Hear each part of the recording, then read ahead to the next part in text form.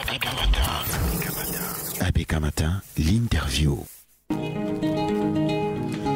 Bien installé en ligne, le docteur Yambé Timba ce matin. L'invité de Sidonie Fikak, c'est notre consultant permanent. Bonjour docteur Yambé Timba et bienvenue sur ABK Matin. Bonjour Madame Fikak, bonjour à tous ceux qui sont en studio et bonjour à ceux qui nous écoutent. Didier Kwamo, il est là. Kwamo est là. Voilà. Le Zimbabwe, Dr Yambé Timba, a adopté une nouvelle monnaie pour lutter contre l'inflation. C'était le 6 avril 2024. Une nouvelle monnaie qui remplace le dollar zimbabwéen, qui avec pour objectif d'enrayer l'inflation parvenue à 55% en mars 2024 après avoir atteint 101% en juillet 2023. Baptisé Zimbabwe Gold, ZIG, c'est-à-dire l'or du Zimbabwe, pouvons-nous voir en cette décision la résolution non seulement de cette inflation que connaît le pays, mais surtout la souveraineté du Zimbabwe qui vient ainsi d'être acquise à travers sa monnaie? Alors, deux choses. Commençons par nous entendre sur c'est quoi la monnaie. Parce que si on sait ce que c'est, on comprend la démarche du Zimbabwe et on risque de comprendre les implications que cela aura sur le continent. Oui. La monnaie, c'est une réserve de valeur, c'est une unité de compte. Si on veut échanger des choses, il faut les compter. Il faut avoir une unité donc quelque chose qui nous permet de compter les choses, qui nous permet de garder de la valeur et qui nous permet de faire des transactions, donc gérer des paiements au niveau national et international.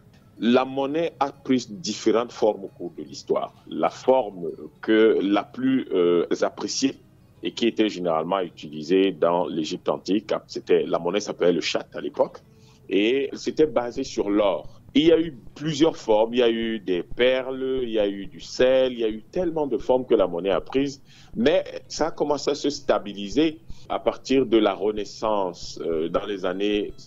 On a perdu la stabilité monétaire et puis la théorie monétaire de l'Antiquité.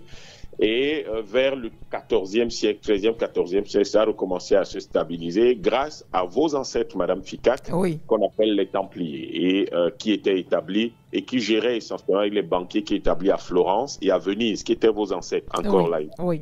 C'est difficile de le croire, mais la prospérité de Venise et de villes comme Florence en Italie, c'est les Noirs. Florent de Médicis, c'était un Noir. Mais bon, on ne vous le dira jamais, les films ne le présenteront jamais comme ça. Quand les marchands allaient en Orient, c'est-à-dire dans les pays du Moyen-Orient aujourd'hui, au lieu qu'ils transportent de l'or, ce qu'on faisait, c'est que ce qu'on appelait les banquiers, ça vient de banco, le banc, les gens qui allaient voir celui chez qui on prêtait de l'argent, dont le banc, le banquier, on lui remettait son or et il vous donnait un reçu. Et ce reçu-là, vous le présentiez à son correspondant à l'autre bout du monde qui reconnaissait donc l'authenticité du document et vous remettez de l'or ou alors vous permettez d'utiliser ce reçu pour acheter, pour faire des achats. Généralement, des achats de marchands, c'était beaucoup plus facile. Ça a évolué donc avec le système et à un moment donné, il y avait de moins en moins d'or et il s'est trouvé que l'argent découvert récemment au Pérou, c'est pour ça qu'on appelle cette zone-là, dans la zone du Pérou, du Bolivie, a remplacé l'or à un moment donné comme réserve de valeur. Mais les États-Unis ont décroché de l'étalon argent en 1867 et on a remplacé ça par l'or, malheureusement, dont les Américains ont décroché encore en 1971, faisant que depuis 53 ans aujourd'hui, les monnaies étaient simplement du papier et on les garantissait par ce qu'on appelait la puissance économique. Sauf que quand vous prenez le PIB de la plupart des grands pays dans le monde, il y a énormément de vapeur d'eau pour au moins 30-40%. Ça veut dire qu'en réalité, il n'y a pas de vraie richesse créée. Et comme il n'y a pas de vraie richesse créée, il y a même des pays où la vraie richesse créée n'atteint plus 30-40%. C'est plutôt l'inverse. Vous avez 60% de choses qui sont de la vapeur d'eau. Mais on vous fait quand même accepter leur monnaie comme étant une réserve de valeur. Je ne sais pas comment on fait de la valeur avec de la vapeur d'eau, mais tout est possible dans le monde capitaliste. Et il se trouve que, compte tenu des crises qu'un certain nombre de pays ont connues et compte tenu du fait que beaucoup de pays n'avaient plus confiance dans les pétrodollars, le cas de la Libye, à la fin du XXe siècle, on a donc, dans le cas de l'Afrique, initié une réflexion qui était une originalité internationale, à savoir la monnaie unique africaine, qui devait donc être adossée sur l'or, de nouveau. On devait revenir à l'étalon or dont on avait décroché en 1971. Vous connaissez la suite, Kadhafi a été tué, Biya a été muselé, Obasanjo a été muselé, etc. Donc ça s'est arrêté net. Sauf que dans les cercles de réflexion, dans les cercles de stratégie d'un certain nombre de pays, la réflexion a continué. Et elle a tellement bien continué qu'un pays comme le Zimbabwe, qui à un moment donné a subi, depuis 1980 qu'il est indépendant, ce pays a subi les assauts spéculatifs de Grande-Bretagne et des États-Unis de façon systématique chaque année. Oui, oui. Au point qu'on a détruit son tissu économique. Ce pays était le grenier de l'Afrique australe. Mais ils n'ont pas accepté que ce pays-là cesse d'être la propriété d'un Anglais, Cecil de Rhodes, parce que ça s'appelait Rhodésie du Sud, c'est-à-dire le pays de Cecil de Rhodes. Et il y avait la Rhodésie du Nord, la Zambie. Donc vous voyez qu'un type venait s'installer en Afrique et était propriétaire de superficies aussi vastes. Léopold II, lui, l'a été pour plus de 2 millions, près de 3 millions de kilomètres carrés le Congo. Donc voilà un peu comment les Occidentaux regardent les Africains. Et ils n'ont jamais pardonné ça à Mugabe, sauf d'autant plus que Mugabe a lancé une campagne de restitution des terres aux natifs du Zimbabwe. Sauf que l'or, ça se trouve dans la terre, pas dans l'air. Et ils ont très vite compris où Mugabe allait. Mugabe allait dans le sens de récupérer les terres. La récupération des terres permettait de récupérer les mines en réalité. Et avec les mines, donc, on pouvait amener cette réflexion. Les Zimbabwéens ont subi tout cela. Les gens n'imaginent pas que les Américains et les Européens ont refusé de vendre des moissonneuses-batteuses aux Zimbabwéens pour détruire leur agriculture. C'est des choses qu'on vit, mais on ne parle pas beaucoup de cela. Mais ça permettrait de rapprocher les Africains pour qu'ils comprennent qu'ils ont les mêmes malheurs partout. Donc les Zimbabwéens ont décidé, après avoir connu des billets de banque de 50 milliards de dollars zimbabwéens, c'est des choses inimaginables. C'est-à-dire que même la pire fiction n'aurait pas pu imaginer ça. C'est un billet de 50 milliards de dollars, 50 milliards. Les Zimbabwéens ont récupéré donc la réflexion qui avait été menée sur la monnaie unique africaine et ils ont travaillé dessus. Et aujourd'hui, ils nous sortent quelque chose d'original, d'historique. 53 ans après le décrochage de l'étalon or, le Zimbabwe revient à l'étalon or. Mais pourquoi ils ont choisi de l'or? Pourquoi? C'est la question peut-être intriguer les gens. Pourquoi ils choisissent de l'or? Il n'y a que 34 000 tonnes d'or de réserve dans le monde. Les États-Unis disent avoir 8 100 tonnes. Les Français disent avoir 4 000 tonnes. Mais il ne faut pas croire à tout ce que les gens racontent parce que personne n'a vérifié ça. Vous n'avez aucun tiers de confiance qui a vérifié ces informations-là. Les seules informations établies aujourd'hui en matière de réserve d'or, c'est la réserve d'or du Zimbabwe, dont je vous donnerai la valeur tout à l'heure. Donc, ils ont récupéré cette réflexion-là et ils ont choisi l'or parce qu'il y a un concept en finance, disons en économie de manière générale, en gestion de manière générale, qu'on appelle le stock à flux. Alors, le stock à flux, c'est la quantité de matière, la quantité de produits, la quantité de nouveaux produits que vous pouvez mettre sur le marché.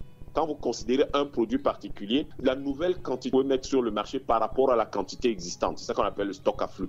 C'est la différence en fait entre le stock d'entrée et le sortie. Donc du coup, vous avez dans le cas de l'or un stock à flux très faible. C'est cette valeur-là qu'on appelle le stock à flux. La différence entre le nouveau stock et l'ancien stock qui est stable. Et donc, dans le cas de l'or, c'est une valeur d'environ 1,5 à 2%. C'est-à-dire qu'on ne produit pas plus. C'est difficile aujourd'hui de produire plus de 2% d'or par rapport au stock qui existe. Ça veut dire quoi? Ça veut dire qu'on ne peut pas produire aujourd'hui, en tout cas on n'arrive pas à produire plus de 680 tonnes d'or par an. Oui. Ce qui fait que cette faiblesse de la production de l'or, simplement c'est dû à la complexité de la production de l'or, ce n'est pas parce que les gens ne peuvent pas investir. Cette faiblesse de la production de l'or maintient un cours stable. Je rappelle qu'au cours des 50 dernières années, par rapport au dollar, il y a eu juste une évolution de 8,17% du cours de la valeur de l'or. Ça veut dire quoi? Ça veut dire que si vous adossez votre monnaie sur l'or, votre monnaie a une stabilité absolue, quasi absolue. En 50 ans, ça fluctue à peine de 8%. Donc vous comprenez que les Zimbabwéens ont mené une réflexion de fond pour arriver à ça, prendre une décision politique mature pour pouvoir stabiliser définitivement leur économie qui subit les assauts des Occidentaux depuis 1980 qui sont indépendants. Oui. Depuis 44 ans, ils ne subissent que ça. Oui. Or, l'élément essentiel dans cette affaire, c'est quoi? L'élément essentiel dans cette affaire, c'est que les Occidentaux ne peuvent pas faire d'assaut spéculatif contre l'or. pour faire un assaut spéculatif contre l'or, vous devez être capable de produire beaucoup plus d'or que ce qui existe, ou alors une quantité, un pourcentage significatif pour influencer le cours mondial de l'or. Sauf qu'aujourd'hui, une telle initiative devrait viser à peu près 30 à 40% de ce qui existe, c'est-à-dire de l'ordre de 10 000 à 14 000 tonnes d'or. Ça va être très difficile de produire une telle quantité, même si c'est en 100 ans. Donc, du coup, le Zimbabwe garantit son économie, stabilise son économie. Ne prenez pas le narratif occidental de l'inflation. L'inflation, ça ne veut rien dire en réalité. Pour un financier, c'est ce qu'on appelle un effet. C'est un peu comme si vous aviez le paludisme, vous avez la fièvre. Le médecin ne gère, il va stabiliser la fièvre, mais ce n'est pas ça le problème de fond. Le problème de fond, c'est que vous avez le paludisme. Oui. Donc, les Occidentaux vont dire, ouais, ils veulent gérer l'inflation. Les Zimbabwéens ne veulent pas gérer l'inflation. Ce seraient des amateurs. Les Zimbabwéens veulent gérer ce qu'on appelle la stabilité monétaire. Et donc, la stabilité monétaire permet, l'une de ses conséquences, c'est de contrôler le contrôle de l'inflation en réalité. Donc, parce que l'inflation, c'est quoi? C'est en réalité, techniquement, sur le plan financier, la dépréciation, c'est la perte de la valeur de la monnaie. Mais c'est le public qui va au supermarché, lui, va voir la hausse des prix. Mais c'est normal, la hausse des prix, parce que hier, il achetait une bouteille d'eau à 1 franc. Quand il arrive, il doit débourser 1,5 francs ou 2 francs. Donc, il s'est dit, les prix ont augmenté. Non, c'est la monnaie qui a perdu de la valeur, en fait. Parce que la bouteille d'eau, elle n'a pas perdu de valeur. Elle est toujours la même bouteille d'eau. Donc, c'est ça que les Zimbabwéens veulent faire, stabiliser leur monnaie.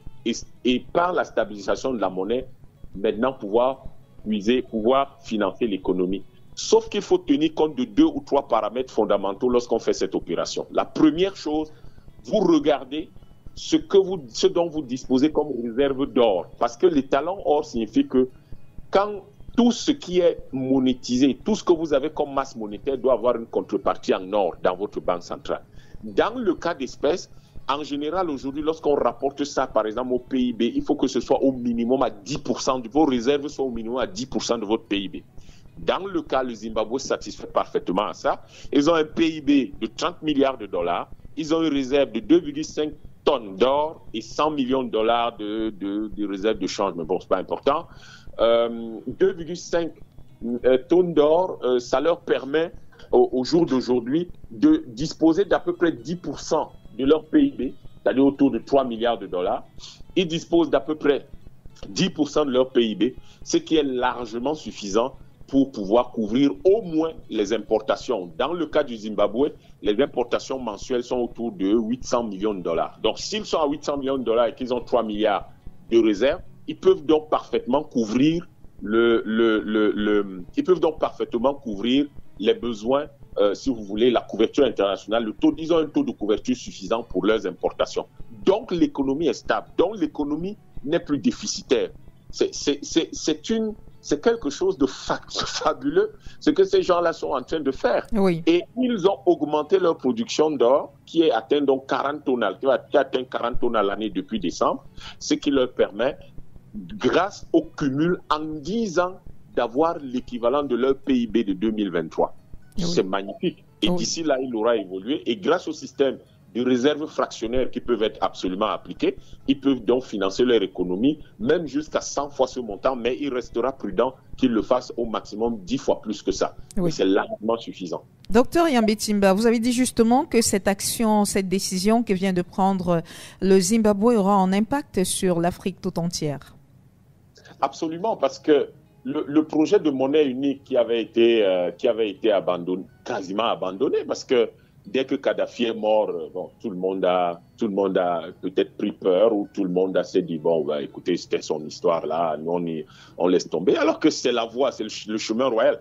La nouvelle monnaie des BRICS qu'on annonce, il est clair, le principe, c'est que ce sera adossé sur l'or. D'où l'achat compulsif d'or par la Russie, par la Chine, depuis environ 5 ans sur le marché mondial, et par tous les pays des BRICS, et particulièrement les nouveaux pays comme les Émirats arabes unis.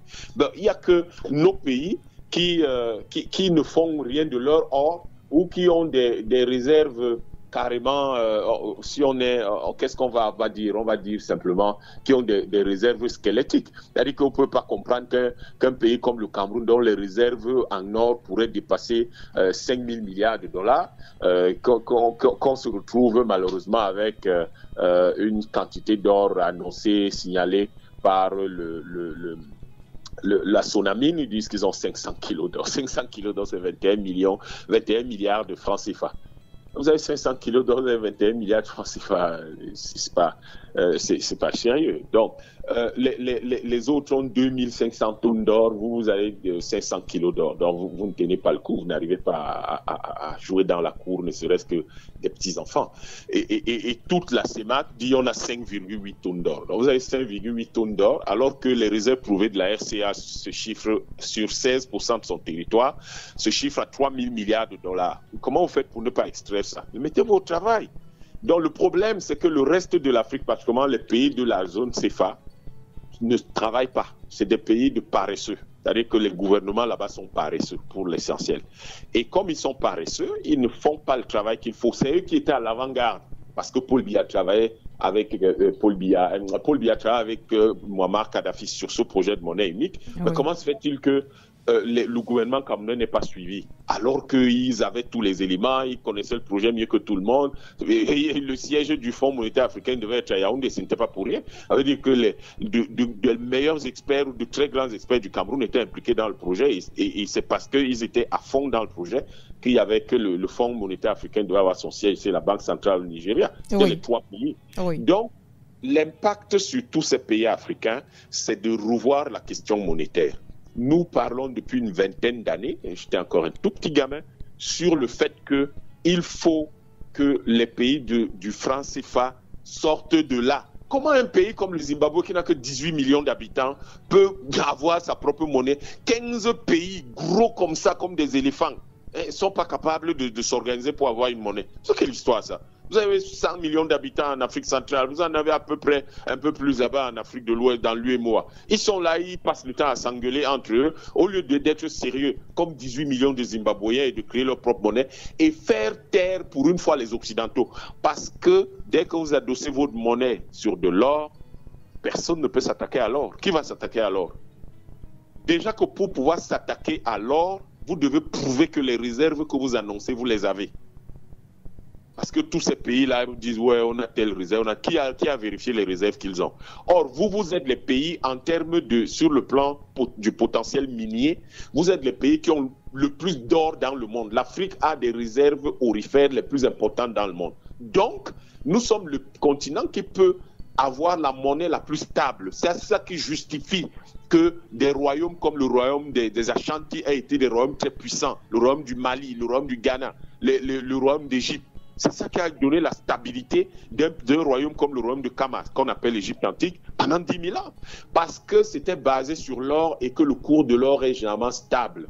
Donc aujourd'hui, ça devrait inspirer les nouvelles générations africaines, les panafricanistes africains en tout cas, qui pensent que l'or étant disponible partout, il faut pouvoir l'utiliser. L'AES est déjà dans la dynamique avec l'annonce des raffineries de 150 tonnes d'or au Mali, au Burkina, et 200 tonnes d'or au Mali. C'est pour constituer rapidement des réserves d'or et adosser leur monnaie sur de l'or. Ça, c'est la CEMAC, qui n'est pas organisée du tout parce qu'évidemment les gens regardent chacun dans sa direction, devrait pouvoir s'appuyer dessus, passer rapidement de 6 tonnes d'or à peu près à une soixantaine ou à une centaine de tonnes d'or. Oui. Ce qui lui permettrait d'avoir sa monnaie, de l'adosser sur de l'or et de pouvoir avancer en se libérant de la France paresseuse qui ne fait que tirer l'équivalent de 500 milliards d'euros par an sur le dos des 15 pays de la zone franc, c'est-à-dire 8 pays d'Afrique de l'Ouest, 6 pays de l'Afrique centrale, plus les Comores. Donc, c'est en cela que nous allons faire. Et ça nous donne des capacités d'investissement qui sont exceptionnelles. Pourquoi? Parce qu'à partir du moment où nos économies sont des économies qui connaissent de la stabilité monétaire et que la dépréciation de la monnaie devient quelque chose d'anecdotique et d'épisodique, et pourquoi pas quelque chose dont on s'est débarrassé probablement, en fait, à partir de là, nos capacités d'investissement vont s'accroître. Et la croissance de nos capacités d'investissement, Et l'autre condition, c'est d'avoir un État entrepreneur, pas un État de gens qui s'asseyent là, ils attendent les subventions tous les jours, mais un État de gens qui veulent créer, qui sont des entrepreneurs. À partir de là, on crée de la valeur ajoutée et on est assis sur de la stabilité monétaire, sur une monnaie forte, pas forte, une monnaie solide, parce que la force de la monnaie, c'est autre chose, sur une monnaie solide grâce à laquelle les assauts spéculatifs des Occidentaux ne peuvent pas nous détruire. Voilà ce que nous devons faire. Et aujourd'hui, le marché monétaire, le marché des échanges monétaires en réalité compte à peu près une dizaine de monnaies dans le monde, dont la seule qui n'est pas occidentale est la monnaie chinoise. Donc, vous comprenez que ce marché-là sera ouvert qu'on le veuille ou pas, parce que c'est un marché dans lequel le principe est d'être une monnaie stable. Bon, la stabilité, elle est fausse. Elle est fausse, compte tenu du fait que la stabilité des monnaies occidentales n'est fondée sur rien de concret, sur rien de tangible. Ça, c'est le terme technique. Sur rien de tangible. Il faudra donc clairement, les monnaies fondées, basées sur l'or, adossées sur l'or, qui sont donc fondées sur quelque chose de tangible, c'est elles qui doivent devenir des monnaies d'échange, monnaie de réserve. Il est clair que l'Afrique australe aujourd'hui, compte tenu de l'intérêt qu'elle manifeste au ZiG Gold, va transformer le ZiG en une monnaie de réserve. Et lorsqu'on va créer des monnaies de réserve régionales, comme celle-là adossée sur l'or, la dédollarisation du monde va simplement s'accélérer et la nouvelle monnaie des BRICS adossée sur l'or viendra lui donner simplement le coup de grâce. Voilà pourquoi les Africains doivent se mettre au travail, doivent commencer à travailler, que nos gouvernements, c'est des gouvernements paresseux qui se mettent au travail parce que les enjeux sont tels que nos pays, soit ils vont disparaître, être recolonisés, soit ils vont conquérir leur souveraineté et leur indépendance et être capables donc de forger des outils qui permettent à des hommes libres d'être libres dans un monde où ils sont agressés au quotidien. Oui. Docteur Yambé-Timba, lorsqu'on vous a entendu parler, on comprend qu'on ne devrait pas faire attention à cette déclaration du Fonds monétaire international qui a pensé que l'émission de tels jetons comporte des risques pour la stabilité macroéconomique et financière, des risques juridiques et opérationnels et des risques de gouvernance qui devraient être sérieusement et soigneusement évalués du côté du Zimbabwe. Vous savez comment Tchoundjian peut m'appeler tous les gros experts et économistes du FMI? Non. Des incompétents. Vous écoutez des incompétents? Citez-moi un pays dans le monde que le FMI a aidé à se développer. Citez-moi un seul. Si vous m'en citez un seul, vous me dites voilà un pays que le FMI a aidé à se développer, je ne fais plus de chronique chez vous. Citez-moi un seul. On n'écoute pas des incompétents, Madame Fikak. On est là pour écouter des gens qui disent des choses solides, sérieuses, pertinentes, structurées sur nos pays. On n'écoute pas des incompétents comme ça. S'ils sont si intéressants, mais qu'ils aillent aider les Américains, par exemple, à construire leur économie, puisqu'ils sont aux États-Unis et que les gens meurent de froid chaque année, les gens font machin et tout ça. Ils viennent parler de nos choses. Pourquoi? D'abord, l'Afrique aujourd'hui doit avoir une vision qui est nationaliste. Ça veut dire que le FMI peut tempêter, monter jusqu'au soleil et revenir, c'est son problème. Tant que ces marches-là le ramènent à Bretton Woods, mais pas chez nous, il n'y a pas de problème. Vous écoutez les incompétents, vous allez avec eux. Donc, parlons d'autre chose. Docteur Yambé-Timba, est-ce qu'il ne faudrait pas également s'interroger sur le fait que Harare, qui est la capitale du Zimbabwe, en fait, les politiciens aient demandé une aide de 2 milliards pour lutter contre l'insécurité alimentaire au même moment où elle est en train de mettre sur pied une nouvelle monnaie? Mais je vous ai expliqué le contexte historique. Le contexte historique, c'est que le grenier de l'Afrique australe, ces gars l'ont détruit eux-mêmes. En réalité, ce que le Zimbabwe fait là, c'est un piège. De deux choses l'une. Vous nous apportez les 2 milliards de dollars d'aide que nous vous demandons. Nous sommes capables de les garantir par nos réserves d'or. Vous nous les apportez et vous montrez que vous avez cessé vos attaques contre nous. Vous ne nous les apportez pas. Vous justifiez. Dans le premier cas, vous ne les apportez pas. Ça veut dire que vous avez cessé vos attaques contre nous et que vous êtes forcément content, aligné sur la solution que nous avons trouvée et dont maintenant nous avons des relations apaisées. Deuxième option, vous refusez de nous apporter cette aide. Ça prouve à notre peuple que nous avons, c'est-à-dire que bien plus encore, nous avions raison d'aller dans le sens dans lequel nous sommes allés. Les Occidentaux, pour la plupart, je ne sais même pas comment les Africains font pour écouter des gens comme ça. C'est-à-dire qu'ils vous racontent n'importe quoi. C'est un petit piège stratégique que le Zimbabwe leur a posé. Quoi qu'ils ont vraiment besoin d'aller chercher. S'ils veulent 2 milliards de dollars, quoi que c'est vers eux qu'ils vont aller chercher l'aide de 2 milliards de dollars. Donc, il se trouve que malheureusement, c'est un petit piège. S'ils répondent pas à la négative ou qu'ils répondent pas à l'affirmative, ils vont simplement participer à légitimer la nouvelle monnaie du Zimbabwe. Oui. Voilà comment des stratèges fonctionnent. Donc, ça les met dans un tel embarras et vous comprenez pourquoi ils racontent n'importe quoi là depuis quelque temps. Ouais, il y a des problèmes juridiques, ouais, il y a des risques juridiques, oui, il y a des risques opérationnels, ouais, il y a des risques de machin. Quand il y avait les billets de 50 milliards, il y avait quel risque? Quand on utilisait le dollar américain là-bas, il y avait quel risque? Ça a appauvri le pays. Donc, n'écoutez pas ces gars-là. C'est-à-dire que de toute manière, le jour où les panafricanistes sont au pouvoir, vous allez voir que ces gars-là ne parleront plus parce que quand ils devront venir s'asseoir pour parler avec nous, Docteur ils devront tourner leur langue 7 fois avant de parler, comme disait Ampateba. Oui. Docteur Yambé-Timba, puisque vous parlez des panafricanistes qui seront au pouvoir, vous en parlez régulièrement en disant qu'il faudrait que les Africains fassent confiance aux panafricanistes et on n'a pas beaucoup de figures pour les représenter. Où est-ce qu'ils se trouvent finalement, les panafricanistes? Madame, il faut savoir que le diamant et l'or ne sont pas des choses qu'on rencontre à tous les carrefours. Oui. Voilà. Donc, vous n'allez pas les rencontrer. On a quand même une idée de l'endroit où ils peuvent se trouver. Ben, écoutez, vous pouvez les trouver. Il y a un mouvement 10 000 élus panafricanistes qui peuvent se rapprocher de ce mouvement-là. Il suffit d'aller sur Facebook, sur la page de l'association KEPER. Ils vont trouver les contacts du mouvement 10 000 élus panafricanistes d'ici 2030. Oui. Ces panafricanistes organisent beaucoup de choses. Vous avez vu, par exemple, ils prévoient, par exemple, de réunir tous les Africains à Douala en juillet pour célébrer nos ancêtres, c'est-à-dire tous les ancêtres noirs qui ont été sur cette planète, africains qui ont été sur cette planète, tous les ancêtres kamites depuis la nuit des temps, célébrer nos ancêtres parce que nous sommes un peuple. Et la construction du panafricanisme se fonde essentiellement sur la solidarité du monde noir.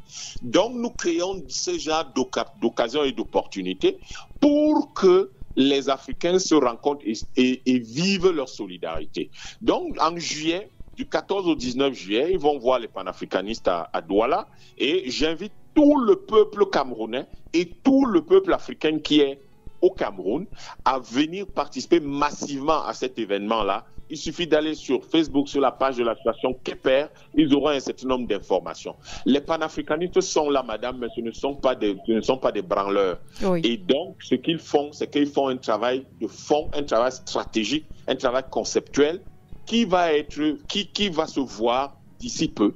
Et nous espérons que dans un pays comme le Cameroun en 2025, que cela plaise, ne plaise pas, vraiment, c'est pas ça le plus important.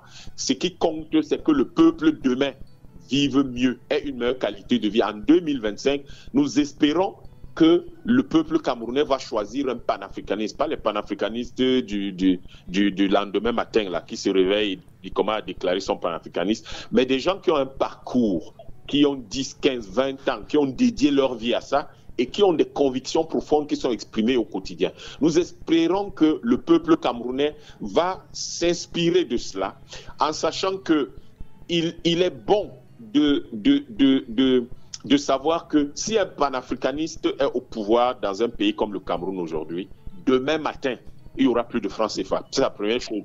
Oui. Demain matin, tous les noms des étrangers qui sont sur nos rues là, alors qu'on devrait vénérer nos ancêtres, leurs noms n'existeront plus. C'est nos ancêtres qui seront vénérés. Imaginez la puissance qu'il y a à dire qu'on a le boulevard, par exemple, Khéops, le boulevard Imhotep, le plus grand scientifique que le monde ait jamais connu, que les Grecs ont même transformé en un dieu.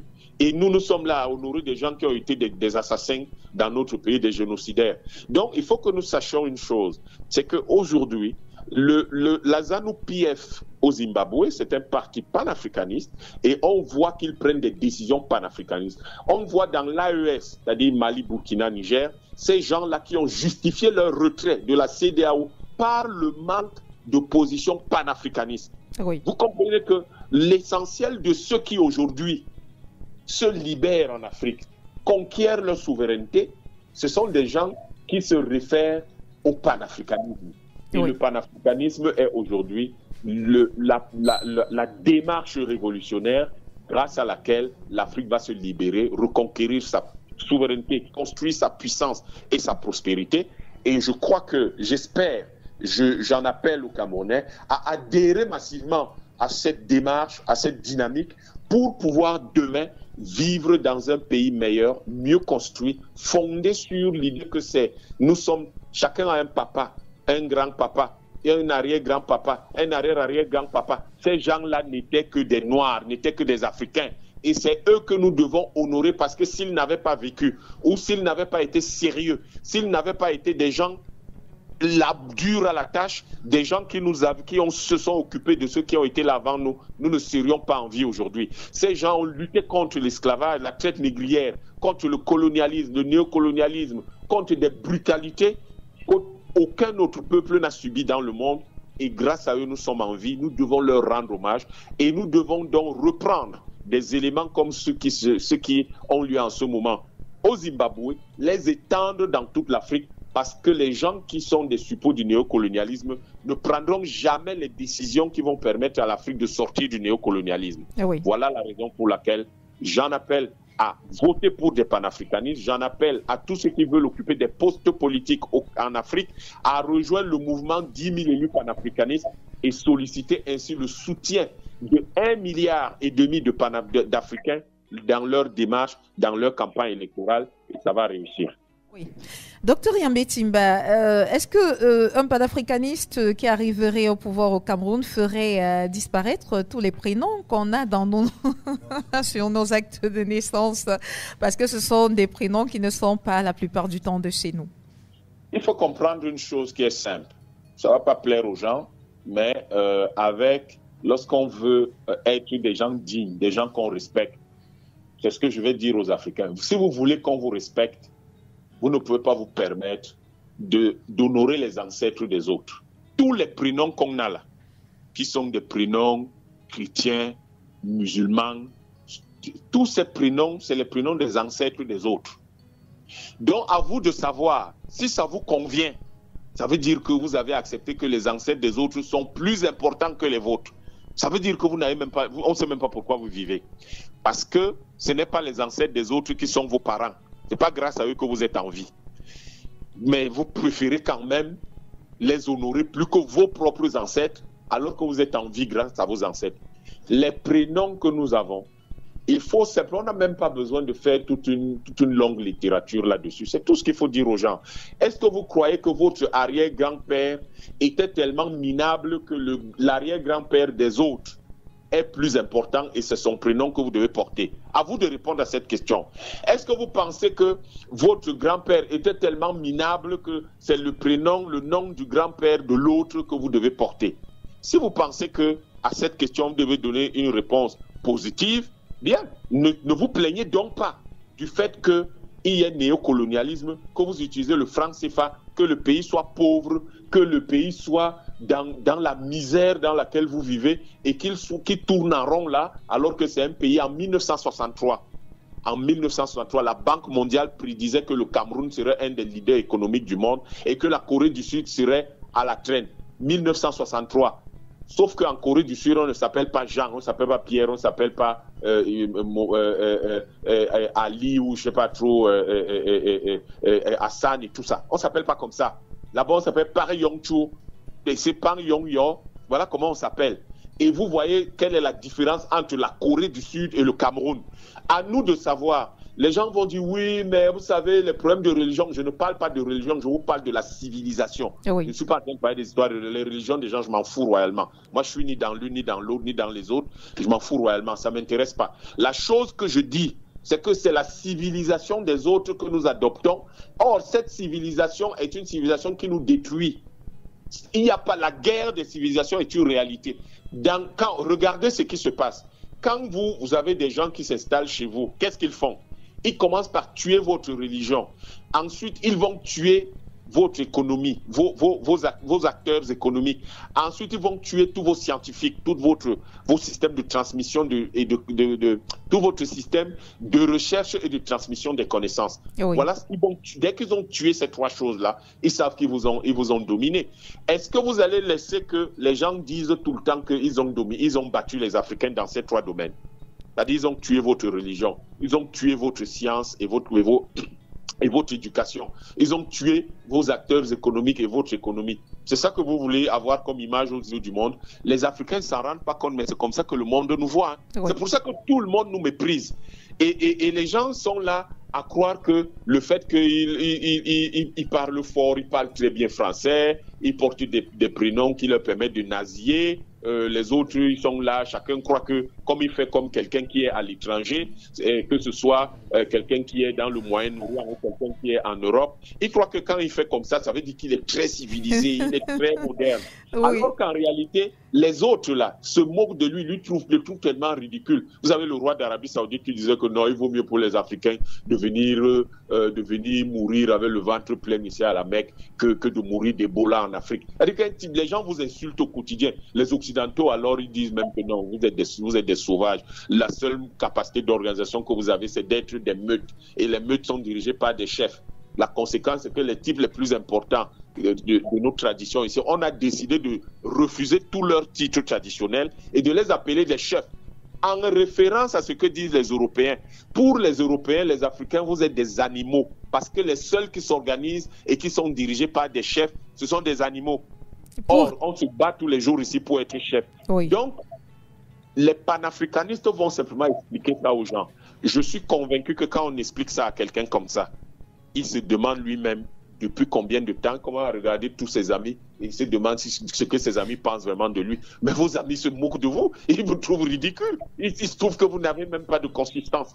Et donc, du coup, les panafricanistes ne sont pas là pour dire ne faites pas ceci, ne faites pas cela. Les panafricanistes sont là pour expliquer à l'Afrique le monde tel qu'il est et de construire l'Afrique telle que le monde ne souhaiterait pas qu'elle soit construite. Oui. Et cette construction de l'Afrique, c'est pour valoriser les Africains, c'est pour rendre les Africains dignes, c'est pour bâtir la puissance et la prospérité de l'Afrique, c'est pour protéger les droits des Africains.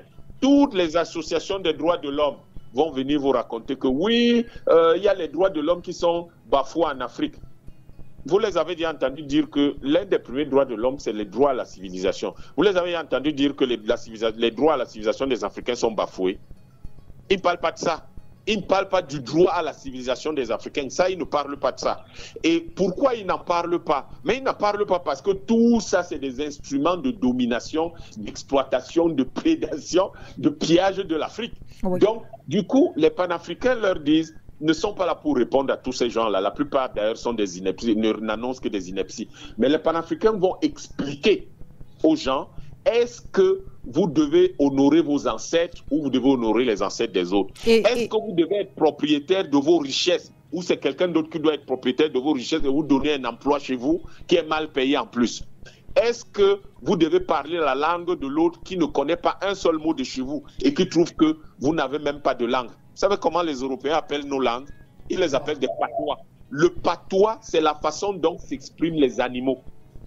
Et donc, est-ce que c'est ça qui vous plaît? Qu'on dise que vous parlez comme des animaux. Et eux, ils ont les langues. C'est ça que les panafricanistes expliquent. Maintenant, après, les gens font le choix qu'ils ont à faire. S'ils estiment qu'on doit continuer à les appeler des animaux, s'ils estiment qu'on doit continuer à les appeler que leurs ancêtres n'étaient rien. On leur dit tous les jours que leurs ancêtres étaient des sorciers, que tous leurs villages n'ont que des sorciers, que la seule chose c'est qu'on mange les gens au village, c'est qu'on fait ceci. Des types sont en ville, le stress va les tuer parce qu'ils sont mal payés, parce qu'ils vivent dans un monde qu'ils ne maîtrisent pas. Un monde qui satisfait les objectifs du néocolonialisme et les objectifs de prétention à la domination du monde de l'Occident. Le stress va les tuer, la dépression va les tuer et ils traversent la route parce qu'il est déprimé et stressé, la voiture le cogne. On accuse la grand-mère qui est au village, qui passe toutes les nuits à prier pour que son petit-fils ou son fils en ville puisse réussir dans la vie. Regardez à quoi on nous a réduits.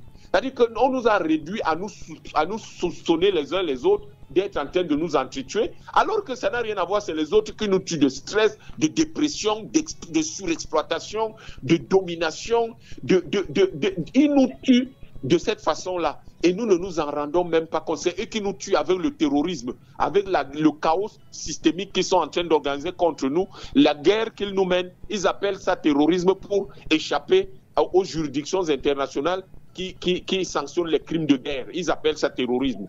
Voilà comment ces gars nous tuent. Et le panafricanisme va donc expliquer aux gens tout cela pour qu'ils fassent le choix, le bon choix, et qu'ils fassent le choix de leur vie, de la qualité de vie dont ils ont besoin et à laquelle ils ont droit. Docteur Yambé Timba, rapidement, pour sortir, le maréchal Mobutu en son temps avait fait changer les prénoms au nom du retour aux valeurs africaines. Était-il, de votre point de vue et par cette action panafricaniste, est-ce que vu comment cela s'est achevé, on peut dire que le problème, c'est les Africains eux-mêmes? Non, ça c'est pas ça. Les panafricanistes ne s'occupent pas de l'écume au-dessus des vagues. Mobutu, vraiment, c'est pas le genre de personne qu'il faut appeler panafricaniste.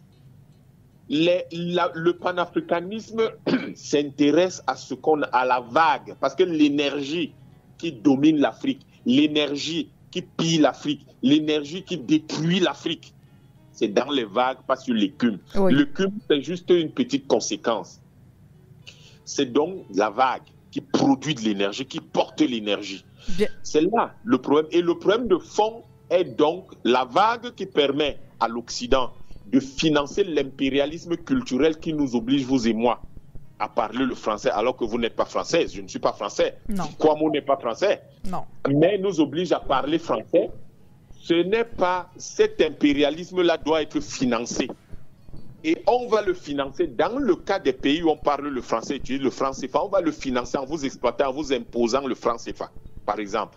Donc, au lieu de commencer à dire, on va interdire les prénoms, on va interdire la langue, ce n'est pas par là qu'on commence. On commence par mettre fin au franc CFA. On commence par mettre fin à l'exploitation économique. Dès que vous avez mis fin à ça, évidemment, vous pouvez vous-même donc financer vos propres langues. Et eux, ils n'auront plus les moyens de financer leur langue chez vous. Oui. Je vais vous donner un exemple. Oui. La dépense extérieure, la deuxième dépense extérieure la plus importante des États-Unis depuis la fin de la Deuxième Guerre mondiale, c'est le financement des centres de langue américains. Oui. L'anglais n'est pas une langue officielle aux États-Unis. Les États-Unis n'ont pas de langue officielle. 80% des Américains parlent l'anglais, mais il n'y a pas de langue officielle aux États-Unis. Et ça, ils l'ont fait exprès, parce que pour eux, ça va de soi que les white anglo-saxons protestants, c'est leur pays. Donc, ils ne comprennent pas pourquoi ils vont décider d'une langue officielle, c'est leur pays, et leur langue, c'est l'anglais. Donc, tout le monde doit l'adopter. Donc, ils vont vouloir que le monde entier adopte l'anglais, parce que c'est un outil de colonisation mentale, c'est un outil de colonisation économique, c'est un outil, si vous voulez, de contrôle de la population mondiale. Donc, le deuxième poste de dépense extérieure des Américains après leur armée, avec leur base militaire à travers le monde, c'est les centres de langue américains. C'est-à-dire, ils financent l'exploitation de l'anglais. Vous comprenez qu'avec ça, ce n'est pas le problème d'avoir les langues, de parler la langue. C'est qu'il faut avoir les moyens de financer ça. Oui. Et voilà, donc ce que les panafricains, donc quand on parle de Mobutu, c'est ce qu'on appelle les parenthèses sombres de l'histoire africaine. Il ne faut même pas parler de ce genre de type, de ce genre de choses. Oui. Maintenant, après, il boudait un peu ses amis de temps en temps, il leur faisait un petit chantage. Et comment a dit que non, vraiment, on ne va pas utiliser les prénoms. Il faut laisser ça, c'est pas ça qui est important. Lorsque vous avez donné l'explication que j'ai donnée au préalable et que vous contrôlez votre économie, vous installez non pas la démocratie électorale, mais une démocratie économique, c'est-à-dire la satisfaction des besoins de tous, les gens vont faire confiance à ce nouveau système et ils vont changer en fonction, c'est-à-dire que mécaniquement, sans que vous ayez besoin d'exercer la moindre violence sur eux, ils vont changer eux-mêmes. Ils vont se rendre compte que ce système est beaucoup plus pertinent. Mais que fait l'Occident pour s'assurer de casser la pertinence de ce système?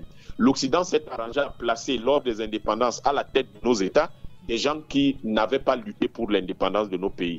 Là où les gens avaient lutté et avaient réussi à conquérir le pouvoir, ils les ont assassinés. Là où plus tard, un certain nombre de gens sont apparus ils ont voulu, si vous voulez, construire notre souveraineté. Là encore, ça devient difficile. Ils ne peuvent plus assassiner les gens facilement. Ils font la guerre médiatique contre le Mali, contre le Centrafrique, contre le Niger, contre le Burkina Faso. Ils rallient, ils sautent, ils crient, ils dansent. Ils font tout pour dire que vraiment les pays là ne sont pas bons, etc. Oui. La conséquence, c'est quoi? La conséquence, c'est que ça montre bien que les Africains qui recherchent leur souveraineté ont raison. Et ça montre bien que par là où il faut commencer, c'est à la fois dans une double détente, le contrôle politique du continent, c'est ça le mouvement 10 000 élus panafricanistes d'ici 2030, le contrôle politique du continent pour prendre les décisions économiques qui sont les décisions qui satisfont, qui vont dans le sens de la satisfaction des besoins des Africains. Oui. Parce qu'aujourd'hui, la plupart des gens qui dirigent l'Afrique sont issus du lumpen prolétariat. Après, il faut que les gens aillent chercher dans Google ce que veut dire ce concept-là. Mais lumpen prolétariat, quand on en parle dans l'analyse sociale, ce sont les voyous, les indicateurs de police, les marginaux et tout ça. Observez l'essentiel des gens qui sont soumis à l'Occident. Vous constaterez que la plupart de ces gens répondent bien, sont de cette catégorie-là, et ils sont instrumentalisés par la bourgeoisie internationale. Donc le panafricanisme dit, nous sommes un mouvement, une dynamique populaire, des masses populaires, des masses travailleuses, des masses laborieuses, comme on dit, et ces gens-là ne peuvent pas accepter le diktat de la bourgeoisie internationale. La Chine, aujourd'hui, nous prouve que les masses populaires sont les seuls capables de sortir de la misère en 70 ans, 1,5 milliard de personnes, et que les masses populaires sont capables de prendre un pays qui avait un PIB moindre que le Maroc dans les années 60 et en faire la première économie mondiale en 2024. Ça, c'est l'objectif du panafricanisme. Merci. D'ici la fin du siècle, de faire de l'Afrique la première puissance économique du monde grâce à la création des États-Unis du continent noir. Bien noté, Dr Yambé Timba. Merci encore pour votre intervention de ce matin sur ABK Matin. Très bonne journée à vous. Bonne journée à vous, à tous ceux qui nous ont fait l'honneur de nous écouter. Merci beaucoup. Le Dr Yambé Timba était l'invité de Sidonie Fekak ce matin. Je vous remercie pour la qualité de cet échange, tous les deux. De lundi à vendredi, dès 7h. Retrouvez dans le 7-10, 7h-10h. ABK Matin, premier sur le matin. Les invités consultants de classe exceptionnels.